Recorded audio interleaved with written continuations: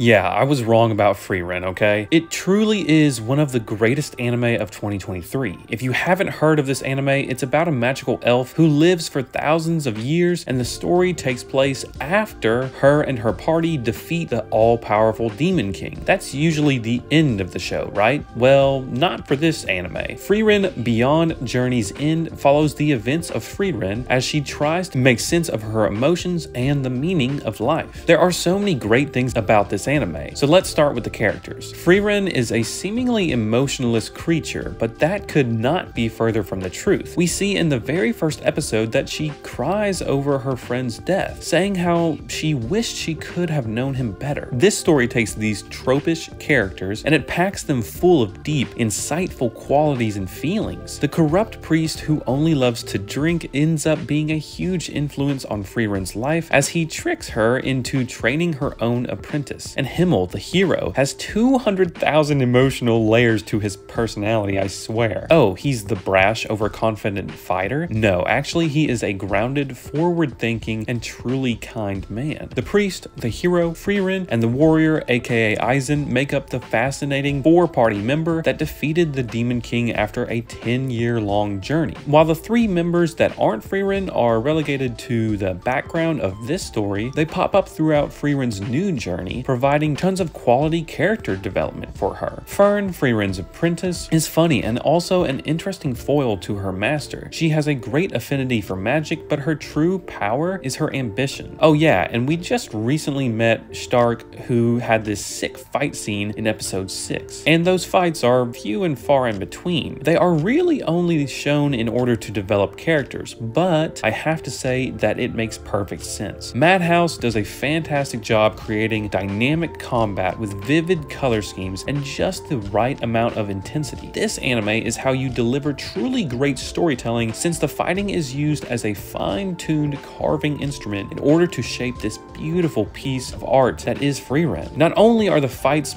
properly utilized, the pacing is insanely good too. Sure, it is a slow story technically, but honestly, you hardly notice it. You're too busy appreciating the careful attention to detail of each scene and experiencing the character's emotional progression. I'm sure my shonen fans won't really love this anime, but I think they can at least understand that this show isn't about fights or cool power-ups. It's about a genuinely interesting human story told via an overused genre that we thought couldn't produce a good anime anymore. There are these little scenes of characters speaking that really make me just tear up. Like when Eisen, the warrior, was talking about how he was afraid, but that wasn't a bad thing. It gave him energy to fight, and how Frieren noticed that same fear in his apprentice's shaky hands almost 80 years later. The detail-oriented dialogue is masterfully crafted, and you just have to stand back in awe of such a well-made anime. Frieren the elf also lives so long that she doesn't feel attached to people. However, this anime really delves into that surface-level notion. It's not that she doesn't care about these people. It's the fact that Frieren hasn't taken the time to really focus on the fun and ridiculous times she had. It's funny because she has had thousands of years to dwell on spiritual things, but she simply has not taken the first step of getting to know her peers and comrades. Now, with Fern and Stark, she is realizing that she actually did experience wonderful things with her past friends, and I have to say that it is a magnificent thing to see unfold. The fact is that we are seeing so many different things from her perspective that we could never see in any other show. Normally, the time frame of a good anime only spans about one lifetime, maybe 100 years if we are lucky. But in Frieren, we see 10 times that in just 7 episodes. The same people that Frieren fought with 80 years ago, yeah, those people are literally enshrined as statues that she goes to visit almost 100 years later. Isn't that wild? She can see a statue of herself in a place where she is older than all of the other people looking up at that statue. That's just so cool, man. Oh, and don't get me started on the music. The scores are majestic, and they arrive at the perfect time in order to give the anime a truly cinematic atmosphere. A high-quality show will always have perfect music to accompany the most emotional scenes. Yeah, I also have to mention the absolute banger of an opening by Yoasobi. It's called Brave, and I literally turn my volume up 3 times the normal amount when it starts to play. It's also on repeat on my Apple Music. Can I also just share this one scene from episode 7? Frieren has fought demons before, before, and she knows that all of them are only speaking to humans in order to deceive them. Well, her and her party are at a village, and there is a demon that asks for her mom. The party takes pity on the demon, allows it to live, only for it to murder another person years later. Then Himmel, the hero, who was the one who let it live, slices its arms clean off in less than a second. Frieren asks if he'll stop her this time, and Himmel resoundingly says no. Frieren blasts the demon away, and it is one of the most chilling scenes. It was just so good, and it was this poetic justice of a moment where I thought to myself, this is the best of anime,